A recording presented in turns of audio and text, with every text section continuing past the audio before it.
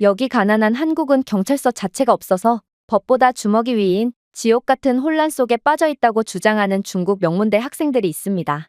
그런데 이곳 학교로 순회 강연을 가게 된 미국 명문대 교수는 그러한 중국인들의 주장에 어처구니가 없다는 듯 입을 열기 시작했고, 결국 강의실은 3분 만에 초상집 분위기가 되어 모두가 입을 꾹 다물고 말았다고 하는데요. 그렇다면 이 강의실에서는 대체 어떤 일이 있었던 것일까요? 안녕하세요. 저는 미국 출신의 존이라고 합니다. 저는 미국 최고의 명문대 중 하나인 시카고 대학교에서 교수로 재직했던 경험이 있고, 현재는 미국에서의 모든 재산과 생활을 정리하고 가족들과 함께 한국으로 와서 한국 학생들에게 사회학을 강의하며 교수 생활을 하고 있는데요. 저는 많은 사람들이 제 결정에 대해 비웃고 이해가 안 간다는 시선을 보내는 것을 잘 알고 있습니다. 그도 그럴 것이 전 세계의 교수들은 미국에서 교수 생활을 하기 위해 지금도 엄청난 지원서를 보내고 있고, 심지어 저는 미국에서도 최고의 명문대라고 손꼽히는 시카고 대학교에서 근무하는 영광을 누렸거든요. 그러나 얼핏 보면 더할 나위 없이 명예로운 직업을 가졌던 제가 모든 것을 포기하고 한국에서의 새로운 삶을 시작하게 된 이유는 너무도 명확합니다. 그건 바로 미국에 심각할 정도로 열악한 치안 문제 때문이었죠. 물론 전 세계에서의 미국의 영향력은 가장 크다고 볼 수 있고 가장 많은 자본이 돌고 있는 국가임은 부정할 수 없습니다. 그러나 그러한 돈과 명예가 반드시 삶의 만족과 행복을 가져다 주지는 않더군요. 저는 교수라는 이유로 표적이 되어 셋업 범죄에 휘말린 적도 있고, 미국에서는 열악한 치안 탓에 아이들이 보호자 없이는 절대로 혼자 밖에 나갈 수 없기에 아이들의 정서 발달에도 매우 좋지 않았죠. 그러다 한 번은 등교를 하던 딸이 납치를 당할 뻔하는 충격적인 사고가 일어난 이후 저는 미국에 더 있을 수는 없겠다고 생각했습니다. 그래서 마침 한국 대학교로의 단기 파견 자리도 났겠다. 저는 가족들과 함께 한국으로 건너가게 되었습니다. 한국은 정말 최고였어요. 일단 늦은 밤이나 새벽에 돌아다녀도 완벽하게 안전했고, 무엇보다 아이들이 어떠한 위험 요소도 없는 환경에서 마음껏 뛰어놀 수 있다는 점이 매우 마음에 들었죠. 딸들은 미국에서 겪은 트라우마를 점점 잊어갔고, 심지어 미국에서는 상상할 수도 없는 보호자 없이 등교까지 하며 꿈만 같은 하루하루를 보낼 수 있었습니다. 그렇게 저는 저와 가족을 위해 한국에서의 파견을 계속해서 연장했고, 그러다 보니 한국에서의 정규직 교수 직업까지 얻으며 한국에 눌러 살게 된 것이죠. 요즘에는 한국이 선진국이라는 것을 모르는 사람은 없지만 제가 직접 경험한 한국은 이 정도로 성장했음에도 아직도 강력한 잠재력이 있는 무서운 국가였는데요. 이에 더해 한국인들의 저력, 기술력, 성실함 등은 계속해서 이 나라를 빛내고 있었고, 한국은 정말 뭐 하나 빼놓을 부분이 없는 완벽한 나라였어요. 그런데 그렇게 한국에서 최고의 시간을 보내던 와중 뜬금없이 중국 대학교 측에서 제게 파견 강연 제안이 온 거 아니겠어요? 어쩌면 저는 한국의 이러한 기적 같은 모습들이 중국 같은 후진국 출신의 청년들에게 큰 희망이 될 수도 있을 거라고 생각했습니다. 중국의 미래이자 희망인 청년들이 열심히 노력한다면 중국도 한국처럼 누구에게나 선망받는 국가가 될 수 있다는 스토리는 분명 설득력이 있어 보였거든요. 그런데 한국 대학교 측에서는 중국으로의 파견은 가지 않는 편이 낫다며 말리는 거 아니겠어요? 그리고 그 이유를 들은 저는 큰 충격에 빠질 수밖에 없었죠.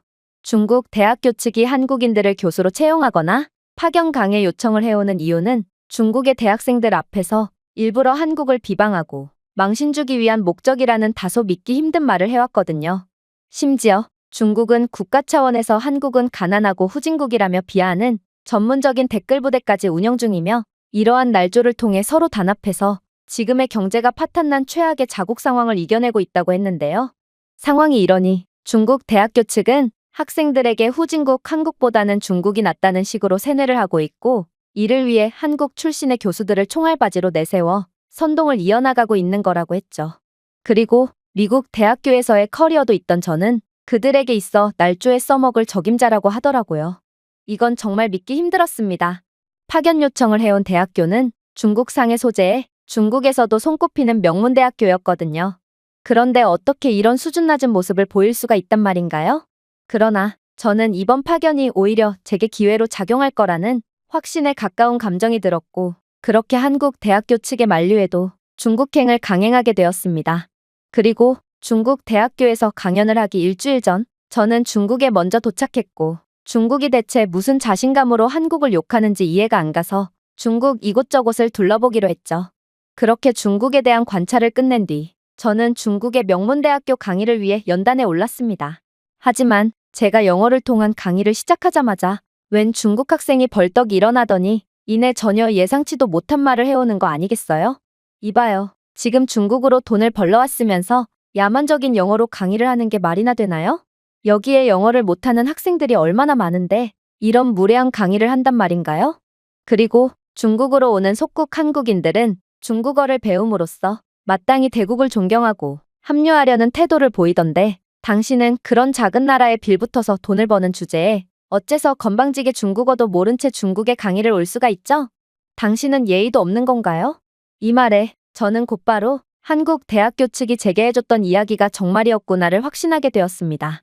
중국 학생은 제게 중국어로 면박을 주기 시작했고 그러한 말을 들은 다른 중국 학생들은 동료의 낮은 수준에 부끄러워하기는커녕 일동 폭소를 하는 황당한 태도를 보였기 때문인데요. 심지어 중국어를 영어로 통역해주는 학교 측의 직원마저 실실 웃으며 조롱 섞인 말투로 중국 학생의 저급하고 수준 낮은 어휘를 그대로 직역해 주었기에 이들은 정말로 한국과 미국 모두와 관련이 있던 저를 조롱함으로써 그들만의 알량한 자존감을 채우기 위해 파견을 요청했구나를 곧바로 인지할 수 있었던 것입니다. 하지만 중국의 현실을 이미 직접 파악했던 저로서 이건 정말 어이가 없는 발언이었어요. 그래서 저는 이게 바로 중국의 미래구나 싶어 암울함을 느끼면서도 학생들에게 팩트를 말해주기로 했습니다. 어이가 없군요. 제가 돈을 벌러 중국 파견을 왔다고요? 그렇다면 돈을 좀 주고 그런 말을 하는 게 좋을 것 같네요. 이곳 대학교 측이 제게 강연비로 얼마를 줬는지 아십니까? 한국에서 1시간짜리 강연을 해도 중국 대학교 측에서 지불한 금액의 10배는 벌 수 있는데 제가 돈을 벌기 위해 여기에 왔다면 어째서 비행기까지 탑승하며 푼돈을 받는 고생을 감수했겠어요? 당신들은 중국은 세계 최고의 경제대국이라는 세뇌된 교육만을 받아왔기에 도저히 믿을 수 없겠지만 이게 바로 중국의 열악한 경제의 현실인 것입니다. 그런데 저는 정말 이해를 할 수가 없네요. 중국인들은 어째서 한국을 속국이자 후진국이라고 주장하며 날조를 못해서 안달인 거죠? 중국인들은 꼭 겉으로는 한국을 욕하고 있지만 속으로는 중국인들만큼 한국 문화를 좋아하고 존경하는 사람들도 없기에 저는 이러한 중국인들의 이중성이 도통 적응이 안 되거든요. 보세요. 중국의 번화가에 가면 꼭 케이팝이 틀어져 있으며 중국인들은 길거리에서 케이팝 노래에 맞춰서 춤을 추고 있거든요. 그리고 백화점이나 마트를 가도 중국인들은 꼭 중국 제품은 구매하지 않으면서 한국 제품 진열대만 싹 쓸어가서 어딜 가든 한국 제품은 전부 품절되어 있더군요. 방금 제게 딴지를 걸었던 학생도 마찬가지입니다. 학생의 휴대폰에 걸려있는 키링은 케이팝 굿즈가 아닌가요? 도대체 중국인들은 왜 한국을 속으로는 존경하면서도 겉으로는 싫어하는 척 연기를 하는 건가요? 이건 전문적인 용어로 열등감이라고 칭할 수 있고 분명 당신들은 한국이 중국의 속국이 아니라 오히려 중국이 한국의 문화 속국이 되었다는 사실을 잘 알고 있을 것입니다. 하지만 중국 학생들은 제가 생각했던 것보다 훨씬 더 막무가내더군요. 나름 중국에서는 엘리트이자 지성인 축에 속한다는 그들이었지만 제 말에는 반박조차 못한 채 저보고 한국 같은 속국에 기생하는 기생충 같은 존재라며 차마 입에 담을 수조차 없는 욕설을 내뱉을 뿐이었거든요. 그러면서 이번에는 다른 중국인 학생이 벌떡 일어나더니 이내 경악을 금치 못할 발언을 해오기 시작했죠. 중국인들이 한국을 부러워한다고요? 한국은 너무나도 가난해서 이미 나라의 뼈대부터가 무너진 국가로 한국은 경찰 시스템을 운용할 능력이 없어서 경찰서 자체가 없는 상태이며 따라서 한국에는 수많은 극악무도한 범죄로 인해 사실상 무법지대와 다름없는 상태죠. 그래서 몇몇 한국인들은 스스로를 지키기 위해 자경단을 꾸려서 범죄를 간신히 막아내고 있는 게 현실인데 어떻게 이런 후진국 한국을 부러워할 수가 있겠어요? 혹시나 발뺌할 생각은 하지 않는 게 좋을 거예요. 이러한 한국의 열악함은 제가 중국의 언론에서 영상으로 직접 보았거든요. 저는 중국인들의 낮은 수준에 학을 떼고 말았습니다. 이들이 말하고 있는 한국의 모습은 전부 중국에서나 볼 수 있는 열악한 모습이었고 중국인들은 멍청하게도 편집으로 조작된 영상을 고지고대로 믿고 자국의 처참한 현실을 마치 한국에서 일어난 일인 양 말하고 있었거든요. 순간 저는 더 이상 중국에 있을 이유가 없겠다고 생각했어요. 이런 것도 중국의 엘리트들이라니. 중국의 미래는 도저히 답이 없었고 제 강연으로 어떻게 해결될 문제가 아니었거든요. 그러나 저는 한편으로는 이렇게 도망갈 수는 없다고 생각했습니다. 결국 저희 가족의 운명을 바꿔준 고마운 한국을 위해서라도 이들에게 한국의 현실을 똑바로 알려줌으로써 한국의 명예를 되찾고 중국인들의 잘못된 사상 또한 완전히 깨부숴주기로 다짐했죠. 그렇게 저는 천천히 입을 열었어요. 당신은 그러한 영상을 전부 동영상으로 접했겠지만 저는 당신이 화면을 통해 본 장면을 중국에서 직접 보았습니다. 저는 이곳 학교에 오기 전 일주일간 중국을 돌아다녀 봤고 중국의 처참한 치안에 대한 동영상까지 전부 촬영해 왔거든요. 자, 이것 보세요. 중국은 너무 가난한 나머지 경찰 예산도 없어서 중국의 경찰관들은 경찰차 대신 낡고 녹슨 자전거를 겨우 타고 다니고 있습니다. 이 경찰관은 고물 자전거를 타고 범인을 잡기 위해 열심히 페달을 밟고 있지만 결국 자전거 체인이 부러졌고 그는 과일 가판대에 돌진하며 상황은 엉망진창이 되어버리죠. 또 중국에서는 현상수배 종이를 인쇄할 프린트조차 없어서 모든 표지를 연필로 직접 그려서 붙여놓는 황당한 행동을 하고 있는데요. 어떻게 이런 조악한 현상수배지로 범인을 잡을 생각을 하는 건지 이건 중국의 열악한 현실을 여실히 보여준다고 할 수 있는 것입니다. 그러나 한국은 전혀 다릅니다. 일단 한국은 세계에서 가장 안전한 국가라는 타이틀이 있는 선진국답게 이미 순찰차에 마저 경찰관을 돕는 AI 시스템이 장착되어 있는데요. 이 시스템은 내비게이션의 GPS 시스템과 결합되어 여러 데이터를 통한 잠재적인 범죄 발생 경로를 제한하며 사전에 범죄를 예방하고 있죠. 물론 이러한 AI 시스템은 교통 상황에 대한 실시간 업데이트를 제공하고 대체 경로를 제한하여 경찰관이 공공안전을 위협하지 않고도 효율적으로 용의자를 체포할 수 있도록 하고 있습니다. 하지만 한국의 무엇보다도 강력한 점은 따로 있죠. 한국의 자율주행 및 안면인식, 그리고 열화상 기술은 전 세계 최고 수준이고 한국은 이러한 강력한 기술력을 바탕으로 AI 드론을 개발해냈거든요. 한국은 이미 위험구역이나 사람이 접근하기 어려운 구역을 드론으로 안전하게 순찰하고 있으며 이러한 드론은 대규모 행사에도 어김없이 출동되어 잠재적인 위협을 사전에 포착하여 예방하고 있습니다. 즉, 한국과 중국은 아예 비교조차 할 수 없는 현격한 격차를 보이고 있다는 것이죠. 생각해보세요. 중국의 범죄보고 및 추적 시스템은 이러한 AI 기술은커녕 전적으로 종이와 연필을 기반으로 하며 중국 경찰들은 실제 범죄를 해결하는 것보다 잘못 작성된 보고서를 찾는데 더 많은 시간을 보내고 있는 게 현실이잖아요. 실제로 언제 한 번은 베이징에서 미국인 한 명이 실종된 적이 있었는데 중국 경찰은 실종자가 이미 발견된 지 5년 후에야 실종자 보고서를 받았는데요. 이러한 중국의 느리고 열악한 경찰 시스템은 미국 전역을 경악으로 뒤흔들게 만들기도 했죠. 그런데 어떻게 이런 나라가 뛰어난 기술력 하나로 범죄를 사전에 예방하는 한국 같은 선진국을 후진국이라며 비하할 수가 있단 말인가요? 14억 중국인들은 아무리 노력을 해도 5천만 한국인들의 발끝조차 못 따라간다는 점에는 매우 유감스럽게 생각하지만 그래도 현실을 마주하려고 하지 않고 선도자를 비하와 날조를 통해 끌어내리기에만 급급하다면 중국은 10년 후에도, 아니 100년 후에도 한국과 같은 모범적인 모습을 절대로 보여줄 수 없을 것입니다. 역시나 중국인들은 제 말에 반성은커녕 오히려 길길이 날뛰며 연단으로 침을 뱉어대기 시작했는데요. 심지어 일부 학생들은 난데없이 자신들이 마시던 음료수 유리병을 깨서 제게 달려들려고 하는 등 도저히 지성인이라고는 믿기 힘든 야만적인 행위를 일삼으며 제게 신체적인 위해를 끼치려고 했습니다. 그러나 저는 이러한 1차원적인 중국인들보다 한 수 위에 있었습니다.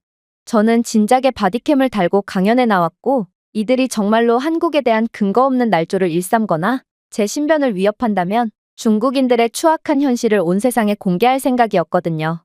그래서 저는 현재 바디캠으로 강연을 전부 녹화 중이고 저를 털끝이라도 다치게 했다간 중국인들의 폭력적이고 야만적인 모습을 전 세계로 퍼뜨리겠다고 엄포를 놓았습니다. 그러자 중국인들은 그제야 진정을 하며 지성인인 척 연기라도 하기 시작했는데요. 그러나 이들이 다시금 해온 질문의 수준은 여전히 충격 그 자체였죠. 한국의 경찰 인프라가 중국보다 뛰어나면 뭐하죠?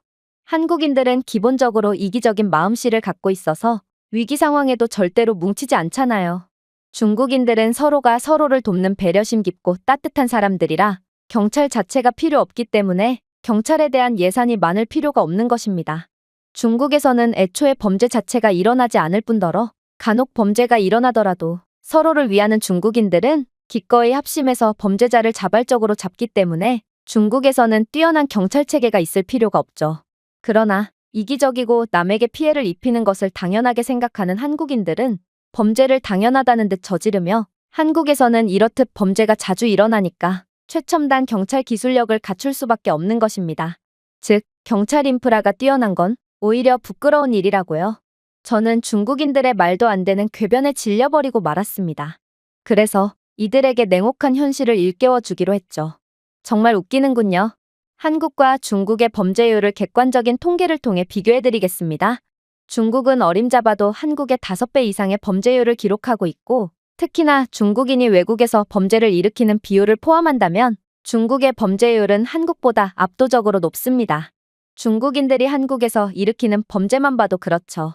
중국인들이 한국에서 일으키는 강력범죄들은 상상을 초월할 정도로 많은데, 거기에 중국인들이 한국의 길거리에서 배변을 한다든지 쓰레기를 무단 투척한다든지 하는 단속하기 힘든 경범죄까지 포함시킨다면 한국에 거주하는 중국인들이 일으키는 범죄만 해도 5천만 한국인이 일으키는 범죄의 수보다 훨씬 많을 것이 분명합니다.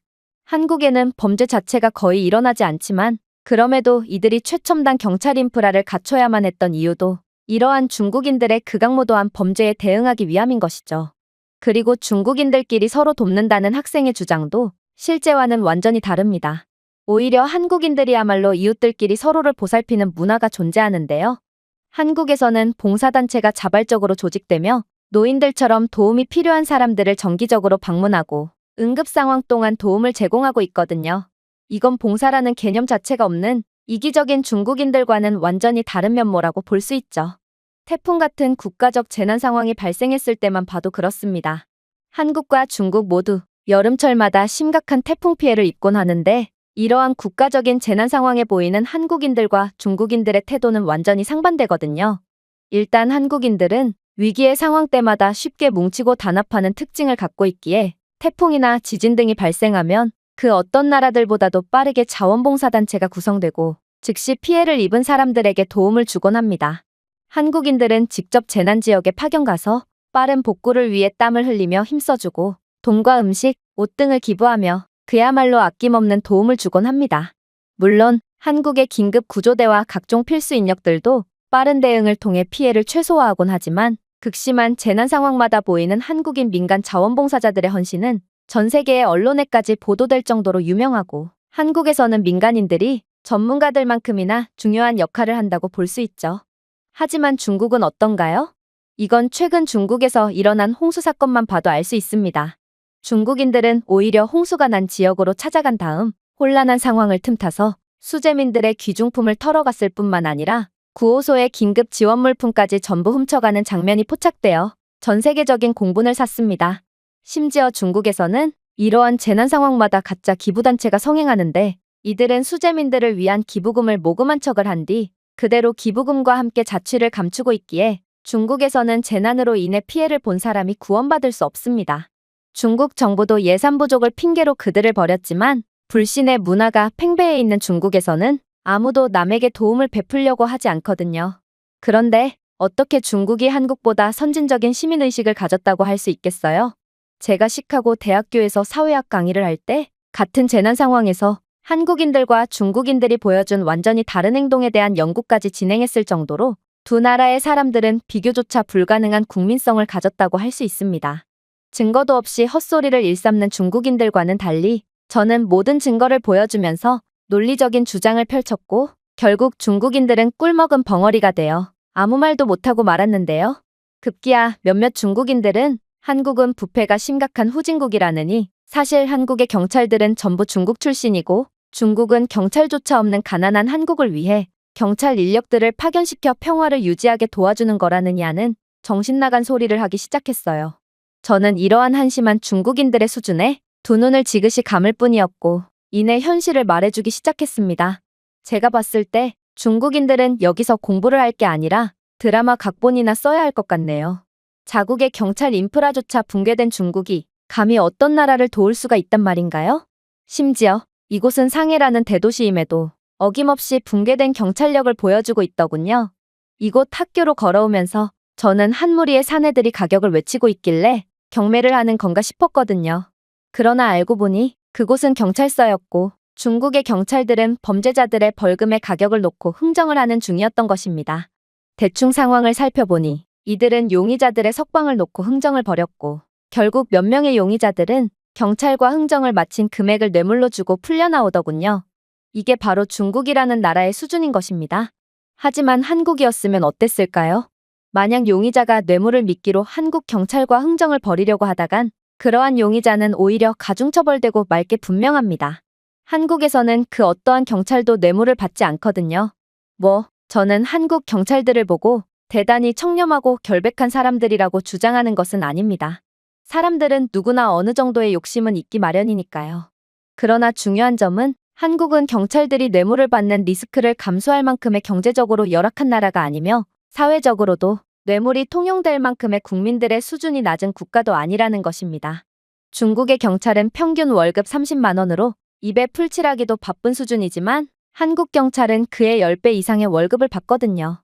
즉, 중국은 시민의식 수준뿐만 아니라 국민성, 심지어 경제력마저도 한국에 한참 뒤져 있으므로 중국은 30년이 지나도 한국의 수준을 따라오지 못한다는 말입니다. 그런데 중국의 미래라는 여러분들의 수준을 보니 아무래도 중국은 100년이 지나도 한국의 발끝도 따라오지 못할 것 같네요. 그렇게 말을 마친 저는 뒤도 돌아보지 않고 강의실을 벗어났어요. 물론 중국인들은 저를 죽일 듯이 노려보며 신체적인 위해를 끼치려는 듯 다가오기도 했으나 바디캠을 장착한 제게 달려들 정도의 배짱 있는 중국인은 아무도 없었죠. 그렇게 저는 무사히 한국으로 다시 돌아올 수 있었고 중국인들의 상상을 초월하는 수준을 담은 영상들을 정리해서 전 세계의 언론사들에게 보내놓은 상태입니다.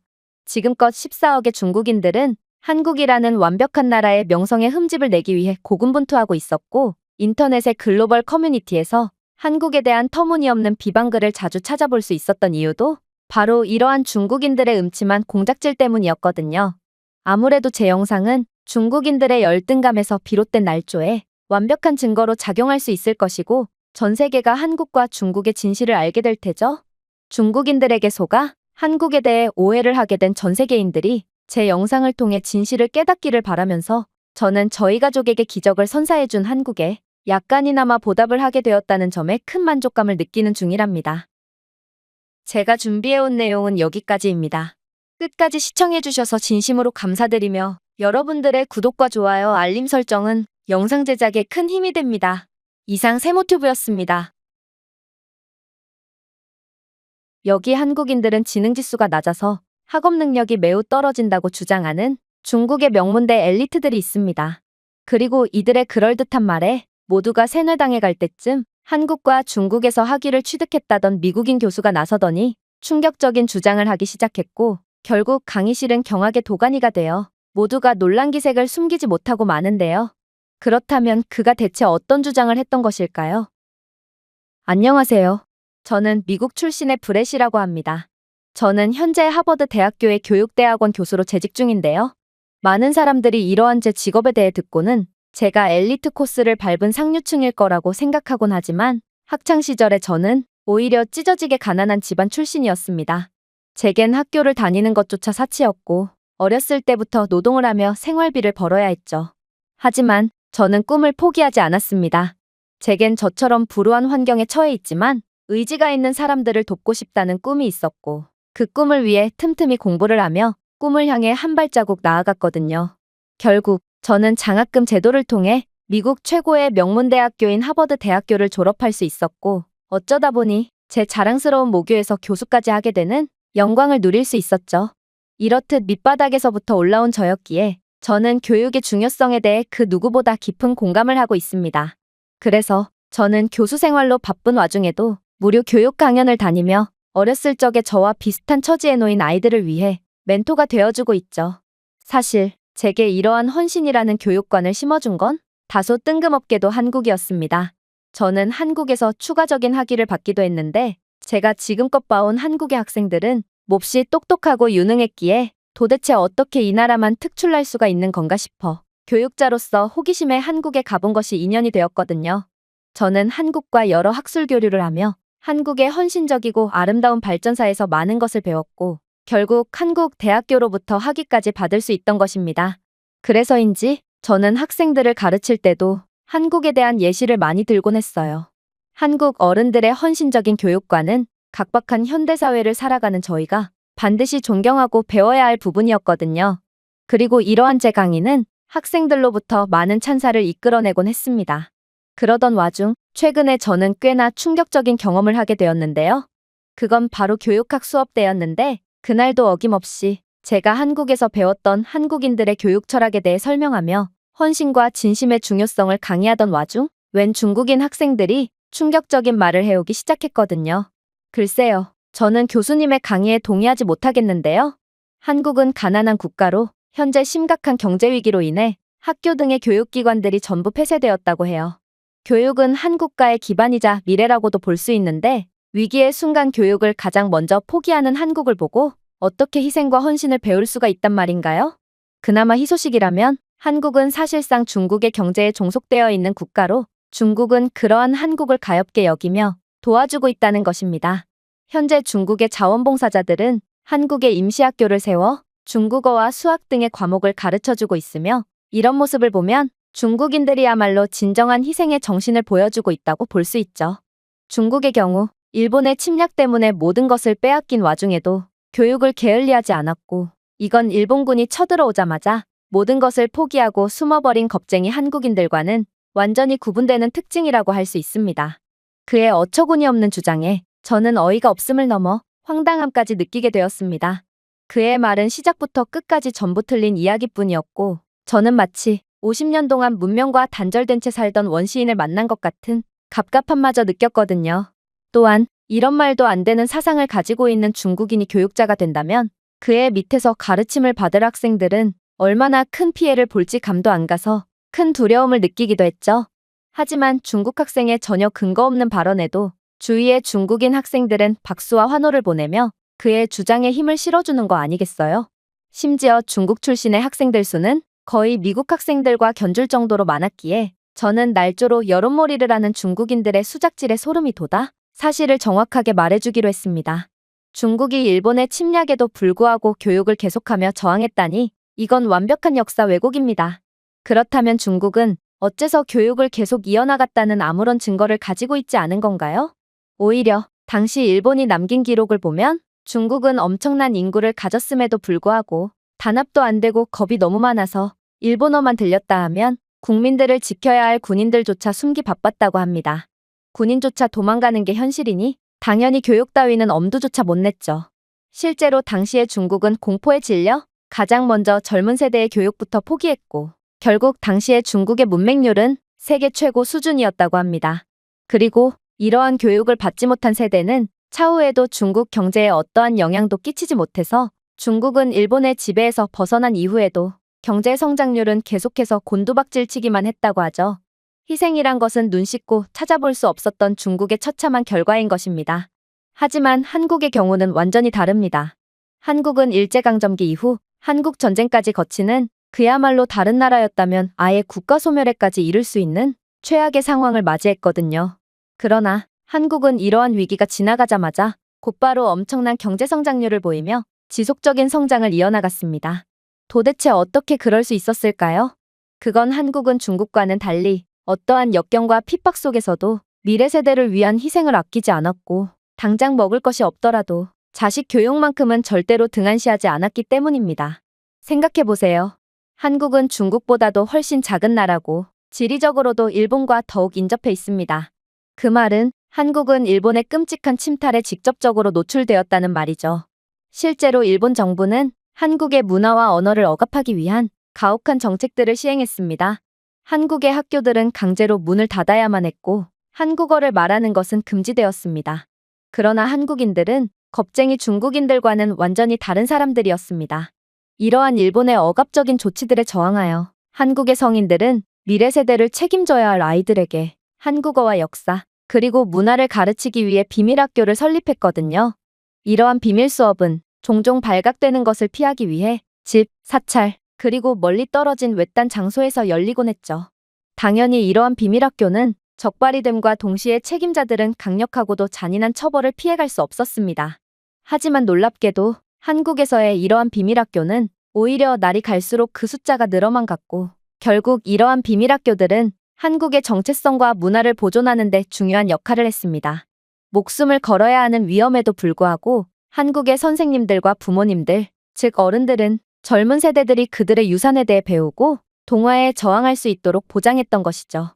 물론 한국인들은 이러한 비밀 학교들을 위해 아낌없는 지원을 아끼지 않았습니다.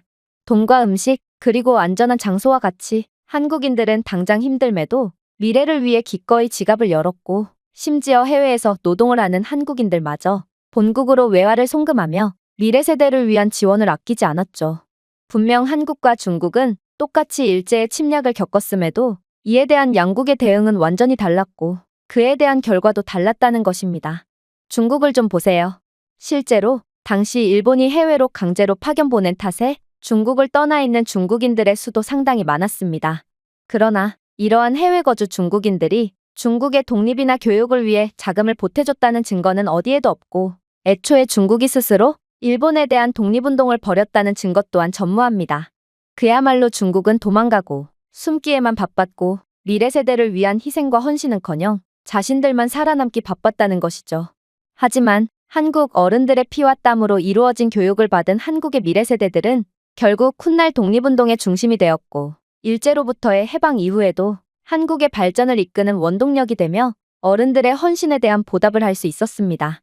놀랍게도 한국인들의 이러한 교육에 대한 헌신은 한국전쟁 당시에도 많은 기록이 남아 있습니다. 국가적 고난에도 불구하고 한국의 실향민들은 공동체를 재건하기 위해 모였고 그들이 가진 모든 자원을 공유했거든요. 역시나 이들이 가장 먼저 세운 것은 학교였습니다. 한국인들은 집과 생계를 잃었음에도 불구하고 교육과 지역사회 지원을 계속해서 강조했고, 혼란 속에서 자녀들을 교육하려는 노력은 결국 한국의 전후복구의 토대를 마련할 수 있었죠. 보세요. 다른 국가들의 경우 열강의 침략과 내전까지 겪은 경우 결국 가난을 극복하지 못하고 나라 자체가 소멸되어 버리거나 최빈국으로 전락하여 다른 나라의 지원 없이는 생존 자체가 불가능해집니다. 그러나 한국의 어른들은 미래 세대의 교육을 위해 끊임없는 헌신과 희생정신을 보여주었고, 결국 한국의 중장년층들의 희생 덕분에 교육을 받을 수 있었던 세대들은 전쟁이 끝난 뒤에도 한국의 끊임없는 성장을 가능하게 하고 있죠. 이건 극한의 이기주의로 인해 미래가 없는 중국과는 완전히 다른 선순환이라는 것입니다. 그러자 중국 학생들은 제 말에 절대로 동의할 수 없다는 듯 강의실이 떠나가랴 고래고래 소리를 지르기 시작하는 거 아니겠어요? 미국인인 당신이 중국에 대해서 알면 얼마나 안다고 떠들어대는 거죠? 이 모든 것은 제가 중국 교과서에서 직접 배웠고, 당신은 교수라는 자가 날조된 정보로 중국에 대한 터무니없는 비방을 하고 있다니 이건 부끄러운 일입니다. 저는 이러한 당신의 비방을 학교 측에 정식으로 항의할 것입니다. 아니, 그렇다면 중국인들은 한국에 대해 알면 얼마나 안다고 한국에 대한 터무니없는 비방을 일삼고 있다는 말인가요? 저는 중국인들의 황당한 논리에 학을 떼면서도 중국인들의 막무가내식 비방을 더 이상 들어줄 수 없다는 생각이 들어 강하게 나가기로 했습니다. 안 그래도 말 잘했네요. 분명 하버드 대학교 학칙에는 차별금지에 대한 조항이 있고 학칙 위반 시 퇴학이라는 벌칙 조항도 있습니다.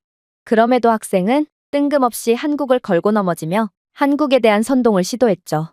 사실 학생뿐만 아니라 중국인 학생들 대다수는 이러한 공적인 수업에서조차 조작된 자료를 들이밀며 한국을 비방하고 있는데, 문제는 이러한 중국인들의 숫자를 앞세운 선동은 정말로 통하고 있다는 것입니다. 그러나 안타깝게도 제 수업에서는 얄짤이 없을 거라는 말을 해주고 싶네요. 저는 동양의 교육 방식에 대한 논문을 작성한 적이 있고, 이 때문에 중국을 여러 차례 방문한 적이 있습니다. 그리고 저는 한국 대학교에 학위까지 따놓은 상태기에 한국과 중국에 관해서라면 저보다 잘 아는 사람도 드물죠. 자, 이 정도면 중국에 대해 얼마나 아냐는 학생의 질문에 대한 충분한 답이 되었나요? 그렇다면 제가 묻겠습니다. 학생은 학생의 조국인 중국에 대해 얼마나 알죠? 중국의 날조된 교과 과정을 곧이곧대로 믿고도 과연 학생이 중국에 대해 잘 안다고 할 수 있을까요? 그러자 충격적이게도 중국 학생들은 어디서 구해왔는지 중국어가 잔뜩 적혀있는 자료를 들이밀기 시작했는데요. 그러면서 이들은 이 자료들은 중국의 공영방송이 직접 취재한 한국의 가난한 모습의 실체라며, 중국의 통계기관에서 조사한 자료에 따르면 한국인들의 지능지수는 전 세계 최하위 수준으로 조사되었다며 출처 불분명의 통계표를 들이밀었는데요. 그러면서 지능지수가 낮은 한국인들의 학업 능력은 현저히 떨어지고 심지어 문맹률까지 몹시 높아서 50% 이상의 한국인들은 글자도 못 읽는다고 주장해 오더라고요. 그래서 한국에서는 편지나 계약서 등의 글자를 따로 읽어주는 전문적인 직업까지 존재한다고 했고, 중국인들은 한글 또한 중국인이 만든 글자라며 멍청한 한국인들은 자신의 힘으로 해낸 것이 단 하나도 없다며 비방을 이어나갔죠. 이건 정말 어이가 없는 상황이었습니다. 그들은 마치 꿈속에서 사는 듯 반박할 가치가 없는 터무니없는 이야기만 주절거릴 뿐이었거든요. 그래서 저는 이러고 싶지 않았지만 제가 중국으로 학술 교류를 갔을 때의 경험을 이야기해주기로 했습니다. 때로는 사실이야말로 그 무엇보다 강력한 일침이 되기 마련이니까요. 글쎄요, 학생은 지금 중국에서 일어나고 있는 처참한 상황을 마치 한국에서 일어나고 있는 일이냥 거짓말을 하고 있는 것 같군요. 애초에 중국에는 학생들을 가르칠 만한 고학력자들이 없어서 출소자들에게까지 교사 지원을 받고 있는데요. 또한 중국의 교육은 정부에 의해 강력한 통제를 받고 있기에 중국 학생들은 제대로 된 교육도 받지 못하고 세뇌 교육 때문에 비판적 사고력 자체를 발달시키지 못해서 학습 능력이 매우 낮다는 통계까지 존재합니다. 열악한 교실은 말할 것도 없죠. 가난한 중국 학교의 수업은 수도관이나 전기 설비가 제대로 되지 않은 컨테이너 박스에서 진행되는 경우가 많기 때문에 학생들은 꼭 준비물로 양초와 생수를 들고 다녀야 하거든요. 양초가 없으면 어두워서 수업을 듣지 못하는 중국 학교의 현실이야말로 이 나라가 얼마나 가난하고 미래 세대를 위해 투자하려고 하지 않는지를 여실히 보여준다고 할 수 있죠. 그렇다면 한국의 학교는 어떨까요?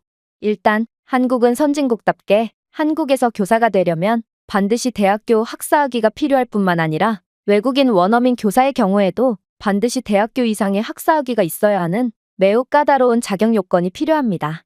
이건 영어권 국가의 백인이라면 중졸이나 범죄자 출신이라도 우대받으며 채용되는 열악한 중국의 상황과는 완전히 다른 모습인데요. 하지만 제대로 자격 요건을 갖춘 외국인들은 절대로 중국에 가지 않죠. 왜냐하면 한국에서 원어민 교사 생활을 한다는 것만으로 중국에서 받을 금액의 5배 이상을 받을 수 있거든요. 물론 한국의 경제 수준과 문화 수준은 이미 세계 최정상 수준에 이르렀고 덕분에 한국행을 원하는 외국인 원어민들의 숫자가 폭증한 탓에 이젠 명문대 출신이 아니라면 한국에서 일자리를 구하는 것 자체가 어렵지만 말입니다.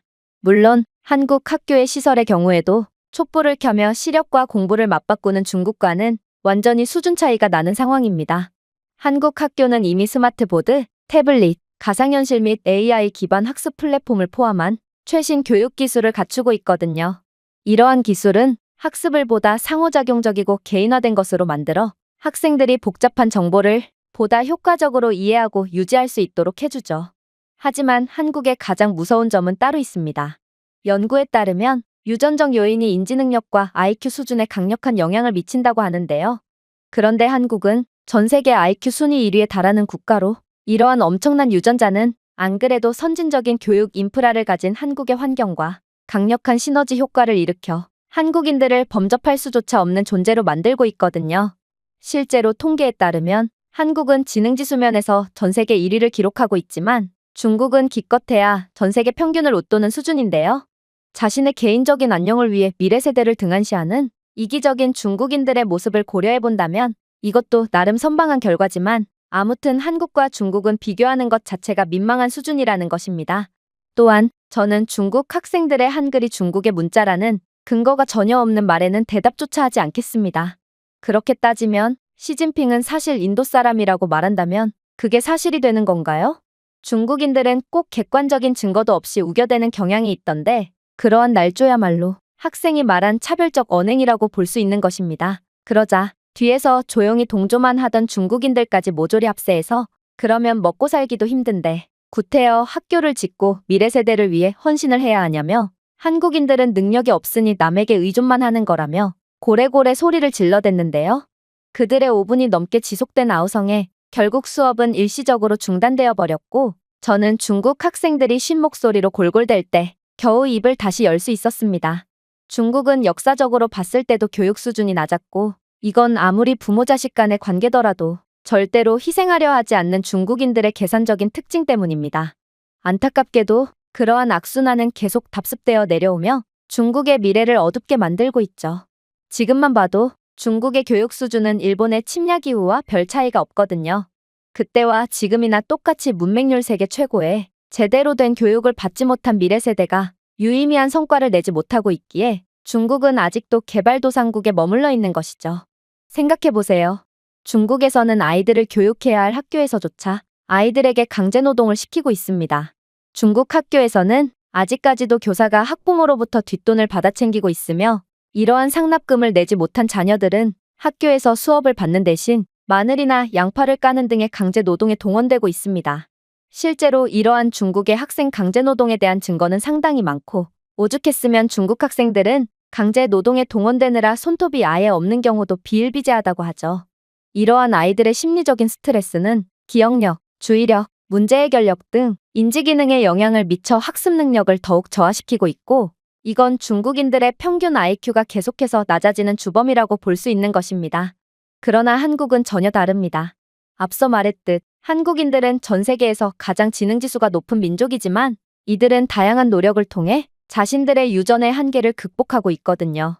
그리고 그러한 부분 중 가장 큰 영향을 미치는 부분은 역시나 한국 어른들의 미래 세대를 위한 희생이라고 볼 수 있습니다. 한국의 어른들, 그러니까 지금의 중장년층 세대들은 한국전쟁의 참화 이후에도 계속해서 헌신과 희생이라는 아름다운 문화를 대물림했거든요. 그저 받고만 끝나는 것이 아닌 한국인들은 계속해서 선순환을 이끌고 있다는 것입니다. 자, 보세요. 많은 중년의 한국인들은 가족들을 부양하기에 충분한 수입을 얻기 위해 장시간을 일했습니다. 공장 노동자, 사무실 직원, 그리고 노동자들은 자주 12시간에서 16시간을 일했죠. 또한 많은 한국인 부모님들은 돈을 아끼거나 추가적인 시간을 일하기 위해 휴가를 기꺼이 포기했습니다. 휴식을 취하거나 가족과 함께 보낼 수 있었던 국경일과 주말은 항상 추가 수입을 위해 희생되었죠. 그리고 이렇게 번 돈은 오롯이 아이들의 공부를 지원하는 데 사용되었습니다. 중국의 부모들은 아이들을 학교에조차 보내지 않고 노동을 시키며 수입을 얻지만 한국은 그와는 전혀 달랐다는 것입니다. 한국의 부모들은 아이들을 학교에 데려가기 위해 수시간 동안을 걷는 것을 마다하지 않았고 이러한 한국의 중장년 세대들의 희생은 지금까지도 이어지며 산업의 역군으로서 한국을 여전히 빛내고 있습니다. 마치 수십 년 전에 그들의 선조들이 해외로 나가 독립운동과 학교 건설에 필요한 외화를 지원했듯이 한국의 1970년대와 1980년대 동안 한국인들은 가족과 국가를 위해 기꺼이 해외로 나갔고 결국 광부, 간호사, 건설 노동자로서 외화를 벌며 이들은 국가의 영웅이 되었습니다. 이건 예나 지금이나 여전히 조국을 버리고 해외로 빠져나가는 숫자는 전 세계 1위인데 절대로 자국으로 돈을 송금하지 않고 조국을 기꺼이 버리는 중국인들과는 차원이 다른 모습이란 말입니다. 자, 거기 중국 학생들 중에 지금도 중국 국적을 유지하고 있는 학생이 있다면 손을 들어주시기 바랍니다. 제 질문에 그렇게나 기세등등하던 중국 학생들은 갑자기 꿀먹은 벙어리가 되어 땅만 쳐다보기 시작했는데요. 이들도 진작에 조국을 버려놓고서 말로만 애국을 떠들고 다녔던 것입니다. 저는 이런 중국인들에게 엄청난 한심함을 느낄 수밖에 없었죠. 역시나군요. 그러나 중국 학생들과는 달리 한국 학생들은 어떠한 이득이 있더라도 자신의 조국을 버리지 않더군요. 한국인들은 반드시 자국으로 돌아가서 자신이 받은 것을 그대로 베풀며 선순환을 계속하거든요. 결국 이러한 환경에서 자라는 한국 학생들은 PISA와 같은 국제적인 평가에서 꾸준히 높은 순위를 차지하고 있고 기술, 공학, 그리고 의학과 같은 분야에서도 두각을 나타내며 한국을 글로벌 리더로 만들었습니다. 또한 한국의 중장년 세대들이 헌신한 덕분에 교육을 받고 숙련된 노동력이 한국을 세계에서 가장 큰 경제국가 중 하나로 바꾸면서 한국의 급속한 경제성장을 이끌었죠. 삼성, 현대, 그리고 LG와 같은 회사들은 세계적인 규모에서 경쟁하는 최첨단 제품과 기술을 생산하면서 혁신의 선두에 있고 이 모든 공은 마땅히 한국의 중장년 세대로 돌려야 할 것입니다. 자, 훌륭한 어른이자 선배들이 있다는 것은 이렇게나 중요한 일입니다. 한국이 중국처럼 오늘만 살겠다며 미래를 위한 투자를 하지 않았다면 한국은 지금도 다른 나라의 지원을 받는 가난한 국가 중 하나로 남았을 테니까요. 물론 한국의 중장년 세대들은 미래를 위해 한 몸을 바치느라 교육 수준이 낮을 수도 있습니다. 그러나 이들의 배움에 대한 열망만큼은 세계 최고라고 볼 수 있죠. 실제로 한국은 노인과 젊은 세대 간의 디지털 격차가 세계 최저 수준이며 성인 영어 학습자 비율은 세계 최고 수준인데요. 이러한 점만 봐도 한국의 노인들은 나이에 구애받지 않고 두려움 없이 뭔가를 배우려는 자세를 취하고 있다는 것을 알 수 있습니다. 이들은 마땅히 존경을 받아야 하는 사람들이고, 저 또한 이러한 한국인들의 태도에서 많은 것들을 배울 수 있었죠. 자, 이제 여러분들이 교육자로서 지향해야 할 목표가 좀 그려지시나요? 여러분들이 한국인들처럼 진정한 교육자가 된다면 여러분들의 헌신은 오늘날뿐만 아니라 미래까지 기억될 것이며 결국에는 세상을 바꿀 수도 있을 것입니다. 제 연설에 학생들은 일동 눈시울이 붉어지기 시작했어요. 그리고 이들은 땅만 쳐다보며 아무 말도 못하는 중국 학생들에게 어떻게 이런 한국을 비하하며 선동을 이어나갈 수가 있냐며 거센 항의를 하기 시작했는데요. 아무래도 몇몇 학생들은 중국계 학생들의 한국에 대한 비하를 녹화까지 했던 걸로 보아 하버드 대학교 학칙의 차별금지 조항을 어긴 중국계 학생들이 이곳 대학교에서 학업을 이어나갈 수 있을지는 모르겠네요. 아무튼 저는 제게 큰 깨달음을 준 한국의 명예를 드높였다는 것에 대해 만족감을 느끼고 있답니다. 제가 준비해온 내용은 여기까지입니다. 끝까지 시청해주셔서 진심으로 감사드리며 여러분들의 구독과 좋아요, 알림 설정은 영상 제작에 큰 힘이 됩니다. 이상 세모튜브였습니다. 미국에서 가장 저명한 군사기관인 미 국방전략연구소, 미국의 철저한 비밀기관으로 여겨지며 철통 같은 보안을 자랑하던 이곳 연구소에서 웬 외국 제복을 입은 전문가들이 떼거지로 모여 한국을 주제로 맹렬한 말다툼을 벌이고 있는데요. 그렇다면 이들은 왜 이러한 비밀 연구시설에서 뜬금없이 한국에 관한 주제로 싸우고 있는 것일까요? 안녕하세요. 저는 미국 국방전략연구소 소속의 릭이라고 합니다. 다들 아시다시피 현재 미국은 어쩌면 세계에서 가장 큰 행사일지 모를 미국 대통령 선거를 코앞에 두고 있는데요. 사실 이러한 상황에서 저희 연구소가 할 일은 딱히 없습니다. 대통령이 바뀐다면 새로운 대통령 취임에 따른 정책을 수립하고 여러 전략을 세우느라 바쁠 테지만 적어도 대선이 시작되기 전까지는 아주 한가한 것이 일반적이죠. 그러나 이번 대선은 상황이 완전히 달랐습니다.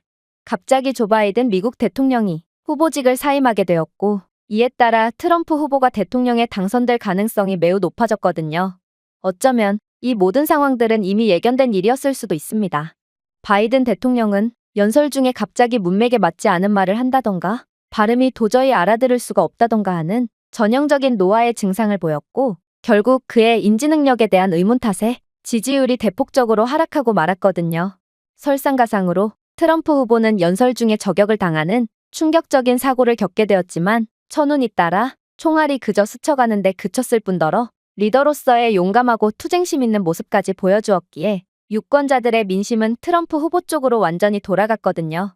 결국 유권자들의 마음이 완전히 트럼프 쪽으로 기울었다는 것을 인지한 민주당은 바이든 대신 해리스를 대선 후보로 지명하는 등 갖은 노력을 다했으나 유권자들의 민심은 다시 돌아오지 않았죠. 실제로 각종 저명한 언론사들과 심지어 도박사들까지 모두가 트럼프의 이번 대선 압승을 점치면서 몇 개월 후에 대통령 선거를 통해 정권이 교체될 가능성이 매우 높아졌는데요. 그런데 안 그래도 정권 교체로 인해 혼란스러운 상황이 예상되는 와중 미국의 국방을 책임지는 저희 기관에서는 한 가지의 대형 변수를 하나 더 처리해야 했습니다.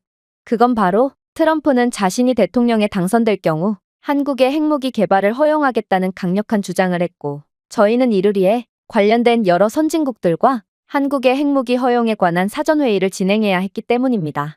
실제로 트럼프 대통령 후보는 최근의 연설에서 자신이 대통령이 된다면 북한과 러시아 같은 핵보유 국가들과도 친하게 지낼 것이며 자신은 오로지 미국의 이익만을 대변할 거라는 충격적인 주장을 했는데요. 심지어 그는 미국은 이제 한국에 주둔하는 주한미군 비용을 감당할 수 없다는 말을 시작으로 한국을 방위해주는 비용을 절감할 수 있다면 한국에 대한 핵무기 허용을 진지하게 검토해보겠다며 자신의 일전의 주장이 그냥 해본 소리가 아니었음을 여실히 보여줬죠. 결국 트럼프의 미국 대통령 당선이 팔부능선을 넘은 이상 저희 연구소는 이에 대한 전략을 세워야 했고 다소 급하게 연합회의를 개최하게 된 것입니다. 당연하게도 대부분의 국가들에서는 한국의 핵무기 허용에 대해 반대하더라고요.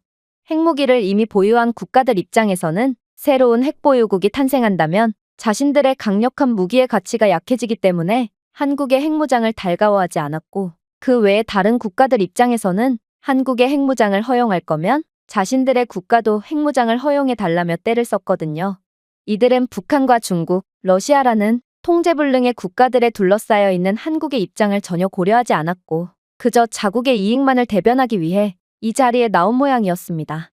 이렇듯 각 나라들이 이기적인 입장만을 보이자 보다 못한 연구소장님은 자리를 박차고 일어나셨어요.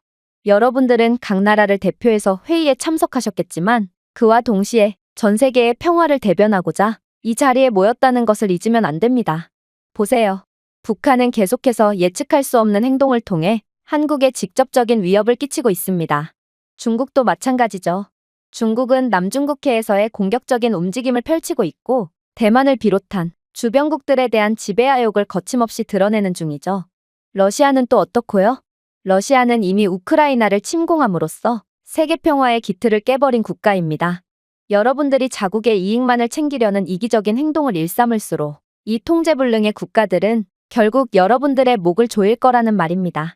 그러자 영국 측 대표가 일어나서 예상치도 못한 답변을 해오기 시작해오더군요.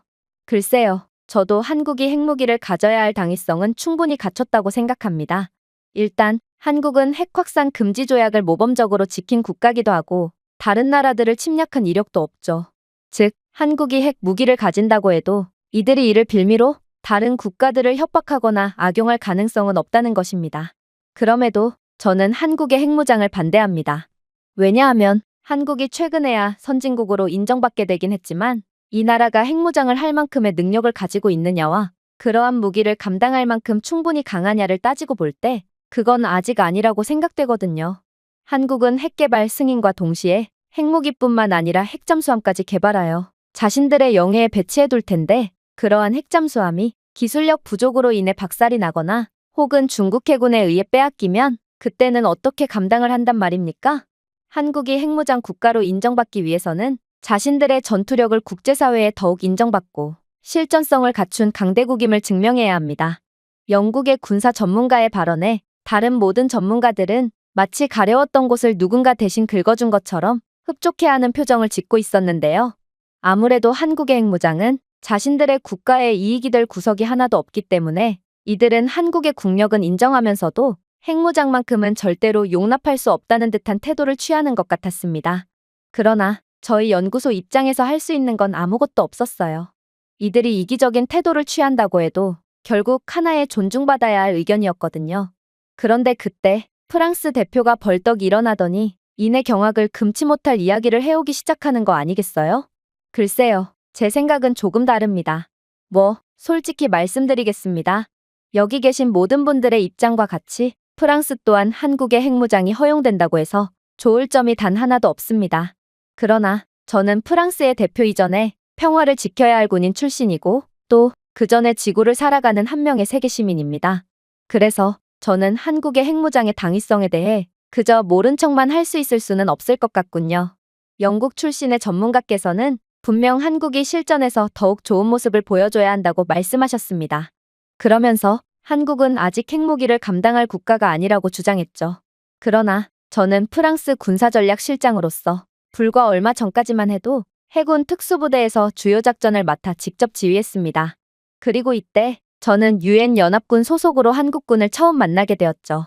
그리고 이때의 제 경험을 고려한다면 저는 한국의 핵무기 전권을 위임하는 것은 아주 적절한 선택이라고 확실하게 주장할 수 있습니다.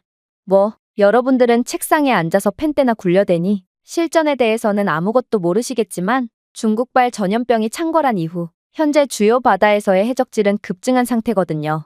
그리고 이러한 주요 바다에 대한 영해권을 갖고 있는 국가들은 정치적으로 얽혀있는 복잡한 경우가 많기에 이 지역에 대한 작전은 비공개 작전으로 속전속결로 처리해야 하는 상황이 부지기수입니다. 즉, 지금까지도 여러분들이 알지 못하는 뉴스에서나 언론에서나 어디에서도 볼 수 없는 전쟁과 같은 상황이 계속해서 벌어지고 있다는 것이죠. 특히나 아덴만의 경우 다양한 종교와 정치적인 관계가 얽혀 있어서 작전 수행을 매우 어렵게 만들고 있는데요. 물론 최첨단 군사 장비를 통해 속전속결로 끝내버리면 좋지만 요즘 해적들은 노획한 최첨단 군사무기를 사용하고 있고 종교적으로 얽힌 이 지역에서는 특정 국가가 해적의 뒤를 봐주며 정보를 제공하기에 작전 수행에 큰 차질이 생깁니다. 하지만 전 세계에서 손에 꼽히는 군사강국이라는 주요 선진국들이 이러한 작전에 거듭 실패하며 체면을 구길 때 오직 한국군만은 이러한 비공식 작전에 투입돼서 엄청난 성과를 거두곤 했습니다. 저희가 한국군의 실전성과 국제사회의 인정을 주장하는 것 자체가 말이 안 된다는 것입니다. 다들 못 믿는 눈치군요.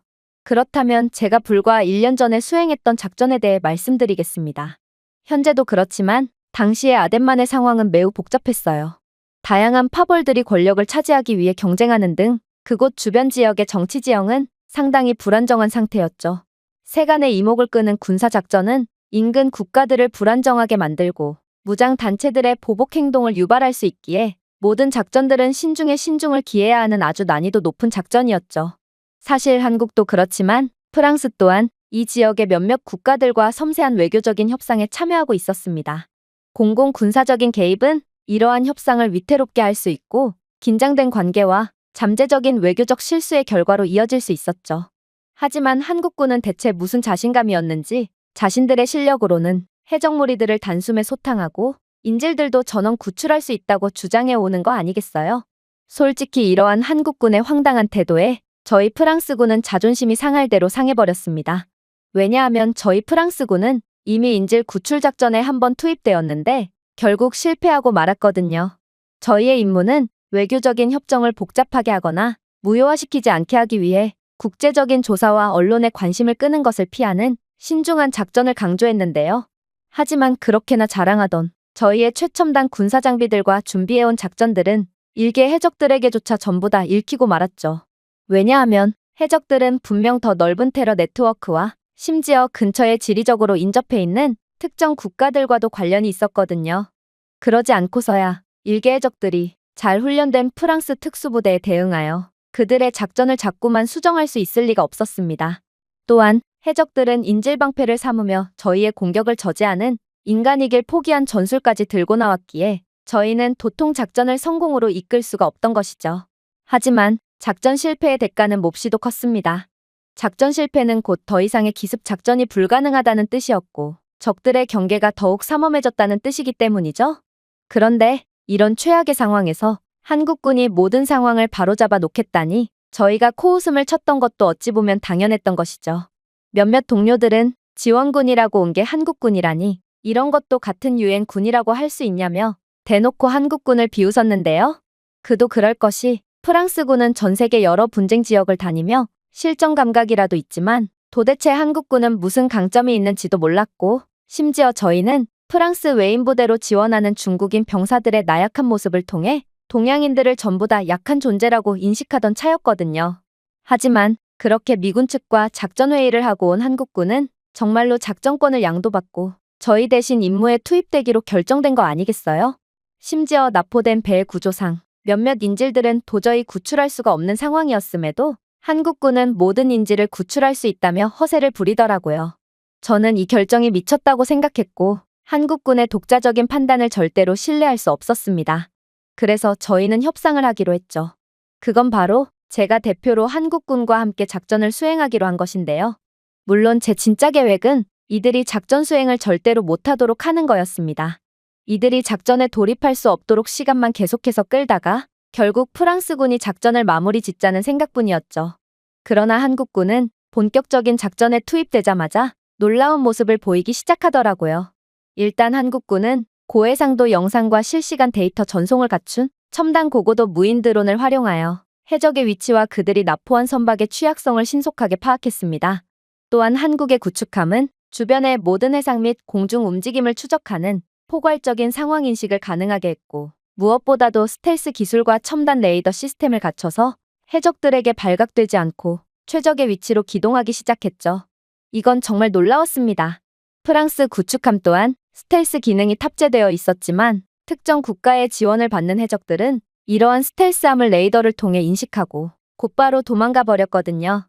그런데 한국의 스텔스 기술은 군사기술 강국 프랑스보다도 두 수는 위에 있는지 해적들은 한국의 구축함만은 절대로 인식하지 못하더라고요.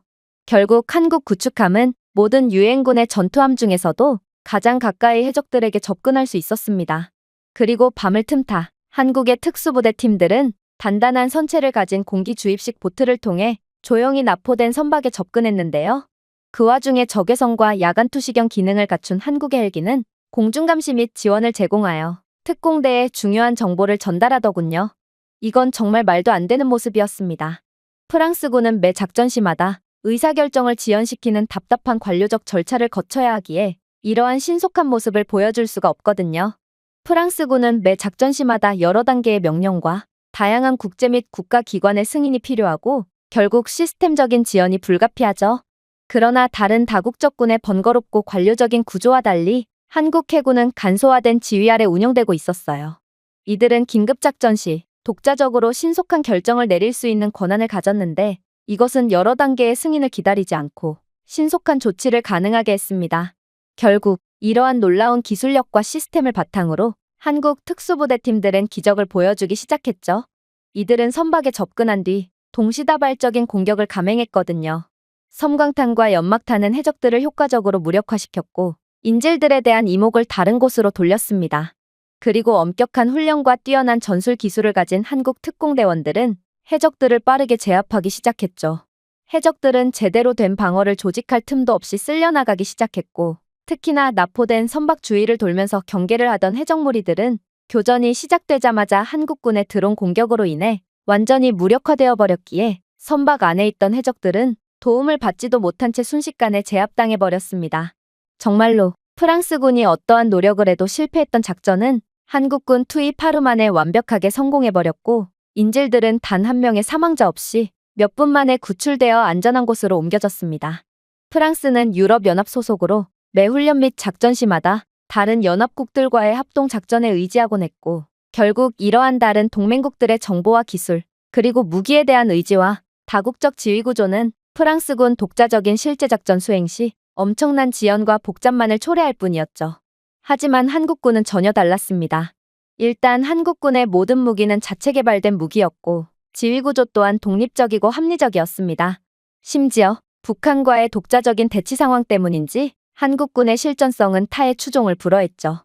결국 프랑스군은 그렇게나 무시하던 한국군의 완벽한 퍼포먼스 앞에 완전히 무릎을 꿇게 되었고 한국군은 프랑스군뿐만 아니라 유럽연합 군대보다도 몇 수는 우위에 있었다는 것을 완전히 인정하게 되었습니다. 저희의 한국에 대한 초기의 회의로는 결국 한국군에 대한 깊은 존경심으로 이어진 것입니다. 이 작전은 지금도 유엔 동맹국들로부터 광범위한 찬사를 받고 있고 한국군은 그 이후로도 계속해서 비공식 작전에 투입되어 엄청난 능력을 보여주고 있죠. 자, 전 세계 모든 특수부대원들이 한국군을 완전히 인정하고 얼마나 복잡하고 위험한 작전이더라도 순식간에 처리할 수 있는 한국군은 국제연합에 신뢰할 수 있는 파트너로서 인정받고 있는데 한국군이 약하다느니 실전성이 없다느니 하는 건 대체 무슨 논리란 말인가요? 한국군은 세계에서 가장 중요한 지역에서 해양 안보와 안정을 유지하는 데 핵심적인 역할을 수행하고 있고 이들이 핵무장을 하게 된다면 전 세계의 평화에 엄청난 기여를 할 것은 불보듯 뻔한 사실이라고 할 수 있습니다. 그의 경험담에 각국의 군사 전문가들은 모두 얼굴이 새파랗게 질려버렸습니다. 몇몇 전문가들은 이러한 한국군의 저력을 알고도 모른 척했는지 민망한 듯 헛기침을 해댔고 몇몇은 정말로 몰랐는지 마치 귀신이라도 본 것처럼 경악을 하는 반응을 보였죠.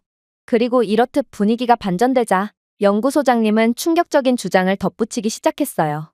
자, 프랑스 대표의 주장에 대한 반박 의견은 나오지 않는군요. 그렇다면 이번에는 제가 한국의 기술력에 대해 설명해 드릴까 합니다. 몇몇 전문가분들은 한국의 기술력은 조악하기 때문에 한국의 핵 무장을 도저히 믿을 수 없다고 주장하고 있거든요. 그러나 저희 연구소에서 조사한 자료에 따르면 여러분들의 인식과는 달리 한국은 세계적인 핵기술 강국이고 전 세계에서 유례없이 빠른 속도로 핵 개발을 완료할 것이 분명합니다. 생각해보세요. 한국은 24개 이상의 원자로를 가동 중에 있고 북한과 수십 년째 대치를 하고 있는 한국의 상황상 민간기술 분야에서 유사시에 곧바로 군사 분야로 넘어갈 수 있는 기술력과 시스템을 가지고 있죠. 즉, 이러한 한국의 수십 개의 원자로는 핵무장 승인이 떨어짐과 동시에 하나의 군수공장처럼 핵무기를 순식간에 찍어낼 수 있다는 것입니다. 물론 프랑스와 같은 원자력 강국들의 경우 그게 뭐 대수냐고 반문할 수도 있겠죠. 하지만 한국은 이러한 전통적인 원자력 기술뿐만 아니라 소형 모듈식 원자로까지 개발한 상태고 이에 더해 원자력 연구개발에 지속적인 투자를 해온 국가라는 것을 잊으면 안 됩니다. 이러한 소형 모듈식 원자로는 특유의 유연성과 확장성을 통해 한국의 강력한 미사일 제조 기술과 융합될 수 있을 텐데요. 그렇게 된다면 한국이 핵무장 승인과 동시에 개발할 핵미사일은 기존의 조악하고 사거리가 짧은 원시적인 핵미사일이 아닌 지구 반대편까지 날아가서 순식간에 모든 것을 초토화시킬 강력한 미사일이 될 것입니다. 여러분들은 이러한 한국이 만들어낼 무기가 지금은 와닿지 않을 수도 있습니다. 아무리 원자력 강국이더라도 매우 복잡한 설계와 기술력을 필요로 하는 소형 모듈식 원자로를 개발한 국가는 거의 없거든요. 그러나 소형 원자로를 개발할 기술력을 갖춘 한국은 어디서든 원자로를 신속하게 설치할 수 있는 막대한 능력을 가졌다고 볼 수 있고, 이러한 최첨단 원자력 기술을 통해 한국은 핵 개발에 3년 이상이 소요된다는 기존의 조사 결과를 넘은 단 몇 개월 안에도 충분히 강력한 핵무기를 만들어낼 능력이 있다고 할 수 있습니다. 그러나 한국의 무엇보다도 두려운 점은 따로 있습니다. 이들은 핵무기 제조에 필수적으로 사용되는 막대한 양의 플루토늄을 추출하여 사용 후 핵연료를 재처리할 수 있는 기술을 보유하고 있거든요. 보통 이러한 기술은 핵무기 보유 국가들 중에서도 일부만 갖고 있지만 한국의 기술력은 이미 우리가 상상할 수 있는 범주를 넘어버린 것입니다. 자, 한국이 얼마나 엄청난 기술을 개발해냈는지 이해를 못하시는 분들도 있는 것 같은데, 쉽게 말해 한국은 지금껏 자신들이 원자력 발전소를 가동하면서 발생시킨 고농축 우라늄과 플루토늄을 그대로 핵무기 원료로 사용할 수 있다는 것입니다. 아직도 이해가 안 된다는 듯 두 눈을 껌뻑이는 분들이 계시는군요. 더 쉽게 말해서 여러분들은 한국이 아무리 기술력이 좋아봤자 몇 개월에 걸쳐 한두 개의 핵무기만을 생산해낼 거라 생각하시겠지만, 한국은 핵무장 승인이 떨어짐과 동시에 한 달도 안 돼서 수백, 아니 수천 발의 핵무기를 만들어낼 수 있다는 것입니다. 이게 가능한 이유는 바로 고리 원자력 발전소 때문입니다. 저희 연구소의 극비문서에 따르면 이곳 고리 원자력 발전소에는 국제사회에 알려지지 않은 상당한 양의 숨겨진 핵연료가 보관되고 있다고 추정되거든요. 이는 수십 년간의 원자력 가동에 대한 결과물이고, 이렇게 생성된 무기급 플루토늄은 어림잡아도 8,000kg 이상이 매장되어 있다고 추정됩니다. 이는 수천 개의 핵탄두를 생산할 수 있는 엄청난 양이라고 할 수 있죠. 자, 정리해봅시다. 한국은 이미 기존의 핵무기 개발 기술력보다 훨씬 더 진보된 기술력을 가지고 있고, 소형 원자로까지 개발할 수 있으며 이미 충분한 플루토늄까지 보유하고 있습니다. 그리고 민간 분야의 핵 기술력과 원자력 기술력이 유사시에 즉시 군사 분야에 통합될 수 있다는 한국의 독특한 특성을 고려해본다면, 한국은 핵 개발 시작 한 달 만에 수천 발의 핵미사일을, 그것도 기존의 재래식 핵미사일이 아닌 땅에 닿는 순간 모든 것을 원시시대로 돌려놓을 강력한 최첨단 핵무기를 가지게 된다는 것입니다. 당연히 이런 한국은 핵잠수함 개발도 순식간에 해내겠죠. 그런데 어떻게 이런 나라를 보고 핵잠수함이 만들어짐과 동시에 중국에 빼앗길 거라느니, 핵미사일이 발사되기도 전에 터져서 주변 지역을 초토화시킬 거라느니 하는 무식한 소리를 할 수가 있는지, 이건 같은 분야 전문가로서 한숨만 나오는 발언입니다. 좀 전에 프랑스의 전문가가 말씀해 주신 것처럼 한국은 이러한 수천 발의 핵무기를 전략적 용도에 따라 적재적소에 사용할 것이 분명하고, 한국의 강력한 책임감과 임무수행 능력을 고려한다면 한국은 핵무기를 가짐으로써 지역 내 새로운 패권을 주도하며 세계의 평화와 안정을 이끌게 될 것입니다. 한국이 개발할 핵미사일과 핵잠수함은 기존의 중국의 것보다도 훨씬 고성능일 것이 분명한데, 어떻게 중국이 지금처럼 세계 평화를 깨뜨리려는 움직임을 보일 수가 있을까요? 결국 중국과 북한의 경거망동은 한국의 수천 발의 핵미사일 발사대가 자신들에게 정조준될 수 있다는 공포감에 저절로 억제될 것이고, 한국의 핵무장이야말로 지구의 평화를 되찾아올 유일한 수단이라는 것입니다. 물론 이는 지정학적 이유가 아닌 한국이 그만큼 강력한 기술력과 군사력, 그리고 국제적인 신뢰도와 외교력을 가졌다는 증거가 되겠죠. 한국은 일본이라는 강력한 경쟁자를 제치고 유일한 핵무장 검토 국가로 선정되었으니까 말이에요. 자, 이제 여러분들의 무책임한 태도가 얼마나 말도 안 되는 것이었는지 이해하셨나요? 우리는 한국의 핵무장 허용을 해주는 것이 아닌 오히려 제발 핵무장을 해달라며 간청해야 하는 입장에 처한 거란 말입니다. 연구소장님의 말씀에 각국의 전문가들은 전부 부끄럽다는 듯 얼굴을 붉힐 뿐이었는데요. 저는 그렇게나 콧대 높고 자존심 세던 전문가들이 이렇게나 무기력한 모습을 처음 봤고, 도대체 한국은 어느 사이에 이렇게나 강해진 건지 감탄만 나올 뿐이었습니다. 아무래도 이 정도로 후한평가라면 한국은 곧 핵무장 국가라는 타이틀을 넘은 세계 최강국으로 인정받을 것이 분명해 보였습니다. 제가 준비해온 내용은 여기까지입니다. 끝까지 시청해주셔서 진심으로 감사드리며 여러분들의 구독과 좋아요, 알림 설정은 영상 제작에 큰 힘이 됩니다. 이상 세모튜브였습니다.